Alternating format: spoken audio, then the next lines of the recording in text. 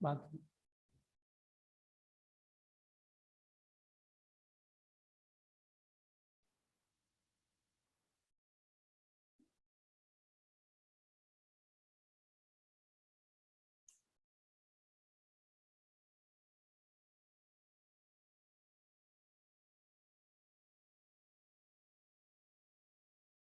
Done.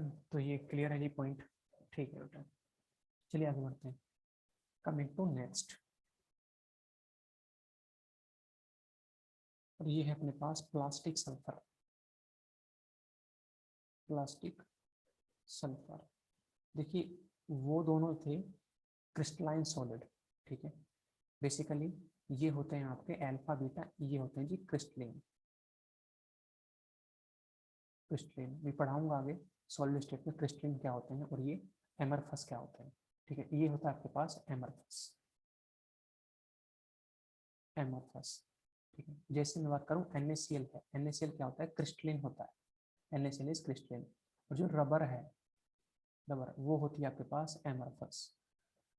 हालांकि दोनों solid है, तो एक क्रिस्टलिन सॉलिड, एक है एमरफस सॉलिड।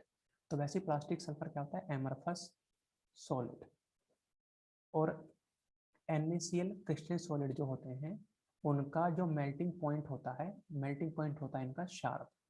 इनका मेल्टिंग पॉइंट होता है शार्प। तो ये आगे देखेंगे भी डिटेल में, लेकिन अभी के लिए इतना ही।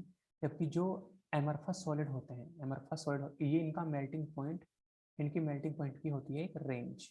मतलब शार्प नहीं होता। रेंज का मतलब कि लेटर से 10, 20 to 23, इतनी इस टेम्परेचर रेंज में ये कहीं भी मेल्ट हो सकते हैं, या फिर 20 से 23 में ये मेल्ट हो जाएंगे। जबकि शार्प का मतलब होता है जैसे 22, तो 22 को ही मेल्ट होगा, 21 पे मेल्ट नहीं होगा, या फिर 20 पे मेल्ट नहीं होगा। तो रेंज का मतलब क्या है, एक टेम्परेचर स्टार्टिंग टेम्परेचर, एक टेम्परेचर फाइनल। शार्प का मतलब होता है केवल एक ही टेम्परेचर, पर्टिकुलर टेम्परेचर। तो ये इनकी होती है एक रेंज। रेंज होती है किसके लिए, मेल्टिंग पॉइंट के लिए। नाउ हम इनको बोलते हैं super cold liquid. Super cold liquid, super cold liquid का मतलब होता है, ठीक है, जिसको आप ऑल ऑफ ए सडन ठंडा कर दो, और वो क्रिस्टलाइन फॉर्म में ना सेटल हो पाए। मैं फिर से रिपीट करता हूँ कि सुपर कोल्ड लिक्विड का मतलब है कि मान लीजिए जो सॉलिड है, ठीक है, और लिक्विड के साथ इक्विलिब्रियम में, तो मेल्टिंग पॉइंट पे, जब मेल्टिंग पॉइंट होगा, तो मेल्टिंग पॉइंट का क्या मतलब है कि सॉलिड किस में कन्वर्ट होगा, लिक्विड में। फ्रीजिंग पॉइंट का क्या मतलब है, फ्रीजिंग पॉइंट पे लिक्विड जो है सॉलिड में फ्रीज होना स्टार्ट होता है। लेकिन आप इसको, ठीक है, सडन कूलिंग कर दो। मतलब सडन कूलिंग का ये है कि मान लीजिए फ्रीजिंग पॉइंट कितना, लेटर से अपने पास 21 डिग्री सेल्सियस, लेटर से कितना है, और मैंने लिक्विड के टेम्परेचर को अचानक से कर दिया लेटर से 15 डिग्री सेल्सियस, अचानक से कर दिया। तो मेरे कहने का मतलब ये है कि 21 पे वो फ्रीज होना था, लेकिन आपने with in fraction of second 15 degree Celsius कर दिया। कहाँ से, मान लीजिए टेम्परेचर था आपके पास 30 डिग्री, तो 30 डिग्री सेल्सियस से अगर आप 21 करेंगे टेम्परेचर, तो वो फ्रीज होगा किस फॉर्म में, सॉलिड की फॉर्म में। अगर आपने अचानक से 30 से 15 कर दिया, तो वो टेम्परेचर जो है with in fraction of second हम उसको स्किप कर गए। तो होता क्या है कि ये लिक्विड जो है, ठीक है, सॉलिड की फॉर्म में चला तो जाता है, लेकिन लिक्विड जो है सॉलिड फॉर्म में जाके पर्टिकुलर या फिर परफेक्ट परफेक्ट शेप नहीं ले पाता है, परफेक्ट शेप नहीं ले पाता है, जिस वजह से हम इनको बोलते हैं एमरफस सॉलिड, या फिर इसी को बोलते हैं super cold liquid. Super cold liquid का मतलब होता है जिसको अचानक से ठंडा कर दिया गया। अगर हम इसको 30 से 15 पे लेके आएंगे, ठीक है, और अगर इसको फास्ट कूलिंग करेंगे, फास्ट कूलिंग से हम 21 को स्किप कर जाएंगे, और हम इसकी स्लो कूलिंग करेंगे, मतलब धीरे धीरे इसको ठंडा करेंगे, तो फिर 21 पे पहले टेम्परेचर हमें अचीव होगा। और अगर अचीव होगा, तो लिक्विड जो है पूरा टाइम कंज्यूम करके या प्रॉपर टाइम लेके सॉलिड में कन्वर्ट होगा, या फिर अपनी पर्टिकुलर शेप को जनरेट करेगा। तो ये बोला जाता है इसको super cold liquid. Now coming to next point, कि बेटा ये जो है, जो प्लास्टिक सल्फर है बेसिकली, ये आजकल 6 से 20 मेंबर, 6 to 20 मेंबर रिंग की फॉर्म में एग्जिस्ट करते हैं। मतलब 6 से 20 मेंबर रिंग की फॉर्म में एग्जिस्ट करते हैं, ठीक है, उनमें से एक है जो आपको जानना है 6-मेंबर्ड रिंग। 6-मेंबर्ड रिंग, तो 6-मेंबर्ड रिंग जस्ट लाइक साइक्लोहेक्सेन, ठीक है, ये भी एग्जिस्ट करते हैं किस फॉर्म में,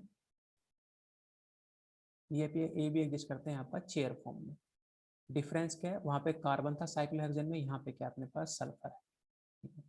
तो उनमें से एक क्या है, ये six membered ring, that is chair form. Chair form, तो मेरे कहने का मतलब ये है कि 6 से 20 मेंबर रिंग इसलिए बन रही है क्योंकि आपने उसको अचानक से ठंडा किया, जिसको जैसा टाइम मिला वो वैसी बॉन्डिंग कर बैठा, कि कोई 6 मेंबर बना बैठा, कोई 20 मेंबर, कोई 8 मेंबर, कोई 7 मेंबर। अगर आप उसको पर्टिकुलर 21 ही देते तो हो सकता है सारे के सारे 8 मेंबर रिंग ही बनाते, इसलिए नंबर ऑफ रिंग्स जो हैं उनके जो मेंबर हैं 6, 8, 10, 12, 14 इस टाइप से वो वेरी कर रहे हैं। तो मेरे कहने का मतलब जो आपने सडन कूलिंग की उसी का नतीजा ये है, उसी का रिजल्ट ये है कि वो ना तो 6 वाले सारे बन पाए, ना ही 20 वाले सारे बन पाए, ना ही 8 वाले सारे बन पाए। तो कुछ 20 वाले, कुछ 6 वाले, कुछ 14 वाले, एक्सेट्रा। अब ये जो 6 मेंबर रिंग है, ठीक है, अगर बात करें तो इस 6 मेंबर रिंग की, तो इस 6 मेंबर रिंग को हम बोलते हैं बेटा एंजल सल्फर। इसको हम बोलते हैं एंजल सल्फर, 6 मेंबर रिंग को हम बोलते हैं एंजल सल्फर। ठीक है, तो ये कुछ कॉमन से पॉइंट है जो हमको मेमोराइज करने हैं। और एक लास्ट पॉइंट और है इसका कि अगर आप टेम्परेचर, इसको नोट की फॉर्म में मेंशन कर देता हूँ, अगर आप टेम्परेचर ले जाएं more than 100, more than sorry 100 नहीं, मोर देन 1000, अगर आप 1000 से ऊपर टेम्परेचर ले जाएं, ठीक, तो अपने पास जो है जनरली एग्जिस्ट करता है S2। मतलब ये देखो आप ध्यान से कि जो 6 मेंबर रिंग है, जो 8 मेंबर रिंग है, जो 20 मेंबर रिंग है, सबकी सब ब्रेक हो जाएंगी, किस फॉर्म में एग्जिस्ट करती हैं, S2 की फॉर्म में। और S2 जो होता है लाइक लाइक O2, O2 क्या होती है, पैरामैग्नेटिक, तो S2 भी क्या होता है, पैरामैग्नेटिक। ठीक है, और ये होता है S2 जो है पैरामैग्नेटिक है, साथ में इसका कलर भी होता है, कलर भी प्रेजेंट है इसमें। तो मैं कह रहा हूँ कि इसकी जो S2 की प्रॉपर्टीज है वो जस्ट लाइक किसकी होंगी, O2 की। ठीक है, तो हमने अभी तक ये कहा था कि ऑक्सीजन, सल्फर, Sc एक्सेट्रा, तो ये डाई एटॉमिक की फॉर्म में एग्जिस्ट करता है। ठीक है, तो रूम टेम्परेचर पे भी किस फॉर्म में एग्जिस्ट करेगा, डाई एटॉमिक फॉर्म में। ठीक है, जबकि जो सल्फर है नॉर्मल टेम्परेचर में किस फॉर्म में एग्जिस्ट करता है, S8 की फॉर्म में। लेकिन अगर आप टेम्परेचर कितना कर दें, ठीक है, मोर देन 1000 कर दें, तो फिर सल्फर भी किस फॉर्म में एग्जिस्ट करना स्टार्ट कर देता है, S2 की फॉर्म में। इसका मतलब इसकी एटोमिसिटी जो है, ठीक है, वो भी 2 हो सकती है डिपेंडिंग अपॉन टेम्परेचर। तो ये छोटा सा नोट मैंने लिख दिया है, और ये पॉइंट्स आपको याद करने हैं, इतना कॉपी करिए। कोई दिक्कत है, कोई परेशानी है तो पूछ सकते हैं। देखिए एक क्वेश्चन करते हैं, मुझे बताओ कि जैसे एनसीईआरटी में स्ट्रक्चर्स गिवन है H2SO4, H2SO5 समथिंग समथिंग, तो वो स्ट्रक्चर तो ड्रॉ कर लोगे, क्योंकि मैंने ड्रॉ करनी आपको सिखा रखी है। वो तो ड्रॉ कर सकते हो आप, क्योंकि ड्रॉ करनी मैंने सिखाई हुई है, और उसके साथ साथ उनके रूल्स बताए हुए हैं। बताओ वो ड्रॉ कर सकते हो कि नहीं, क्या वो ड्रॉ कर लोगे खुद से? अरे उसके लिए रूल्स लिखवाए हुए हैं मैंने, ठीक है, जो रूल्स लिखवाए हुए हैं उन्हीं से, उन पर टाइम खराब नहीं करना है, क्योंकि हमारे लिए काफ़ी टाइम हमें चाहिए। हाँ बिल्कुल। और वैसे ही मैं एक क्वेश्चन आपको करवाता हूँ, देखिए जैसे अपने पास SO3 है, SO3 में आप बताएंगे मुझे number of P pi and D pi bonds कितने होंगे। 2 मिनट देता हूँ, प्रॉपर इसको सॉल्व करो और मुझे इसका आंसर फाइनल बताओ। SO3 में number of P pi number of D pi bonds कितने होंगे, बताइए। पी पाई का मतलब होता है पी ऑर्बिटल में बनने वाला पाई बॉन्ड। पी पाई का मतलब होता है पी ऑर्बिटल में बनने वाला पाई बॉन्ड। बताओ कितने होंगे, क्योंकि इसके बाद ये चैप्टर लगभग फिनिश ही हो चुका है।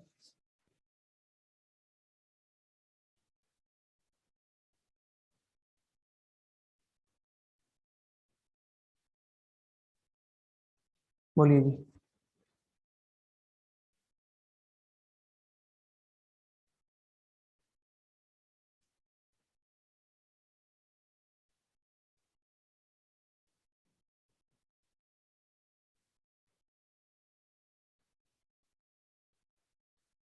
ऑफलाइन का कुछ अभी चला पता,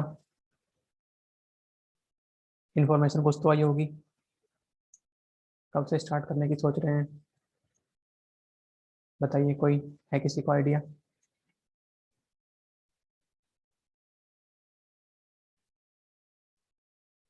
मे भी, देखते हैं नेक्स्ट मंडे से स्टार्ट हो पाए। हाँ, मंडे से मेरे ख्याल से 15 से स्टार्ट हो जाएगा। यस, 15 से सोच रहे हैं स्टार्ट करने का। चलो कोई बात नहीं, वो देखेंगे हम लोग। देखिए इसको मैं करवाता हूँ, ध्यान दीजिए कि कैसे इसको ट्राई करना है। जो सल्फर है, ठीक है, सल्फर में यहाँ पे ऑक्सीडेशन नंबर कितनी है, +6 है, मतलब मैं कह रहा हूँ सल्फर ने यहाँ पे 3 बॉन्ड बनाए हुए हैं। तो हाइब्रिडेशन क्या है इसका, sp2, लोन पेयर तो है नहीं, तीनों बॉन्ड पेयर ही हैं, तो 6 बॉन्ड बनाए हुए हैं। अब जो सल्फर है उसका एटॉमिक नंबर होता है 16। तो कॉन्फ़िगरेशन में आउटर मोस्ट लिखता हूँ केवल 3s2, 3s2 3p4। अब उसको 6 बॉन्ड बनाने हैं, जो सल्फर है उसको 6 बॉन्ड बनाने हैं।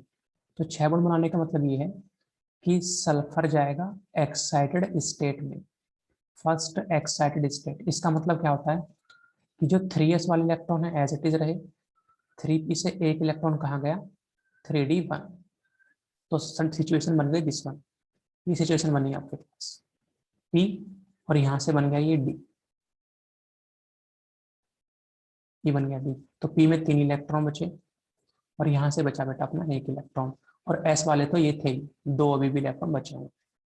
नाउ अब इसमें 1 2 3 4 4 अनपेड इलेक्ट्रॉन है, तो 4 अनपेड इलेक्ट्रॉन से 4 ही बॉन्ड बन सकते हैं, हमें चाहिए 6। इसलिए हम क्या करते हैं, सेकंड एक्साइटेड स्टेट में सल्फर को लेके जाते हैं। सेकंड एक्साइटेड स्टेट का मतलब क्या है, एक और इलेक्ट्रॉन अनपेयर करवाना। तो ये बचेगा इस बार 3s1 3p3, और ये हो जाएगा 3d2। दैट मीन्स यहाँ पे एक इलेक्ट्रॉन बचा, यहाँ पे बचा आपके पास 3 इलेक्ट्रॉन, और यहाँ पे एक इलेक्ट्रॉन और प्रेजेंट हो गया है, एक इलेक्ट्रॉन आपका यहाँ पे और प्रेजेंट हो गया, this one. Now coming to configuration of oxygen. Oxygen जो है वो सल्फर के ऊपर लाई करता है, तो ये क्या बनता है, 2s2, ठीक है, 2p4, 2p4। तो इस केस में 2 इलेक्ट्रॉन तो ये रहे, ठीक है, और यहाँ पे 4 इलेक्ट्रॉन्स हैं। पी में कितने इलेक्ट्रॉन है, 4 इलेक्ट्रॉन्स, 2 3 4। दैट मीन्स हम ये कह रहे हैं कि 3 ऑक्सीजन है, 3 ऑक्सीजन के लिए, ठीक है, एक ऑक्सीजन दूसरे के लिए यहाँ पे मेंशन कर दिया मैंने, दूसरे के लिए यहाँ मेंशन कर दिया गया है। और जो तीसरा ऑक्सीजन है, जो फाइनल तीसरा ऑक्सीजन है यहाँ से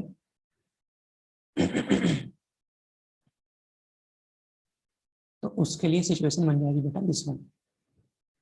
तो ये ऑक्सीजन 2 बॉन्ड बना सकता है, तो 2 के लिए 2 अनपेड इलेक्ट्रॉन है, यस, ठीक है। अब मैं कह रहा हूँ हाइब्रिडाइजेशन कर रहा है कि नहीं कर रहा है उसको तो छोड़ो, लेकिन 2 ही अनपेड इलेक्ट्रॉन, 2 अनपेड इलेक्ट्रॉन, ठीक है, इन 2 से बॉन्ड बना सकते हैं, ठीक है। 2 ही अनपेड इलेक्ट्रॉन इन 2 से बॉन्ड बना सकते हैं, 2 ही अनपेड इलेक्ट्रॉन इन 2 से बॉन्ड बना सकते हैं, लेकिन पहले क्या होता है, पहले ये एक एक बॉन्ड बनाते हैं, एक ये बनाया, और यहाँ से इसने एक ये बनाया, और तीसरा यहाँ से इसने एक ये बनाया, एक ही बनाया, ठीक है।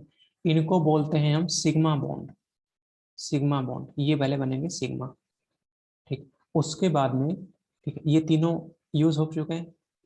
ये जो नेक्स्ट है ये बना पाए, पाए, ठीक है, ये नेक्स्ट इससे कंबाइन होगा, ये बना पाए, ठीक है, ये जो है इससे कंबाइन हो जाएगा आपका, और ये बन गया आपके पास पाए।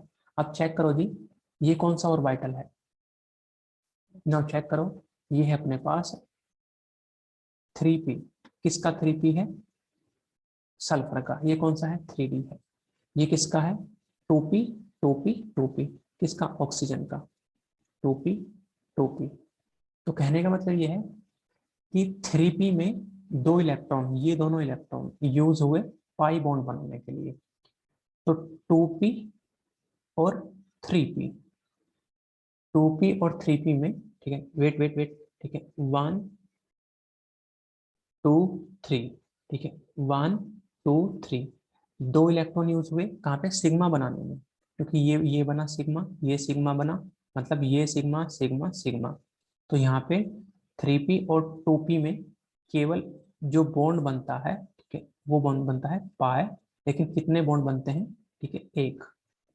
जो 3d और यहाँ से बचे हुए हैं, ठीक है, वैसे ही 3d पाई और 2p पाई, आप इसको ऐसे लिख लो या फिर आप इसको 2p पाई और 3d पाई लिख लो। लेकिन ये बात बताने वाली है यहाँ से कि ये किसका है 2p, ये ऑक्सीजन का है, ये किसका है आपका सल्फर का है। तो कितने बॉन्ड बन रहे हैं वहां से, एक। ये किसका है 2p ऑक्सीजन, ये किसका है आपका सल्फर का, कितने बॉन्ड बन रहे हैं जी आपके, दो। इसको बोलते हैं 1 2p pi and 2 is 2p pi 3d पाई। तो यहाँ से एक तो है पी पाई बॉन्ड, एक दो है आपके पास डी पाई पी पाई या फिर पी पाई डी पाई बॉन्ड। बताओ ये पॉइंट समझ में आया या नहीं आया।